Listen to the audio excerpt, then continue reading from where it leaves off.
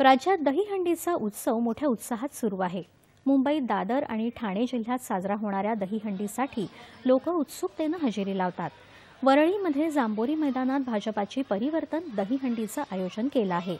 घाटकोपरमध्ये आमदार राम कदम यांच्या दहीहंडी पाहण्यासाठी लोक गर्दी करतात। या दहीहंडीसाठी मुख्यमंत्री एकनाथ शिंदे, उपमुख्यमंत्री देवेंद्र फडणवीस देखील उपस्थिती लावणार असल्याचं राम कदम यांनी सांगितलं।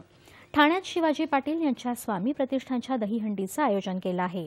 काल ठाणे जिल्ह्यात संकल्प युवा प्रतिष्ठानची दहीहंडी साजरी झाली। या दहीहंडीला अनेक मराठी कलाकारांनी उपस्थिती लावून दहीहंडीचा आनंद लुटला।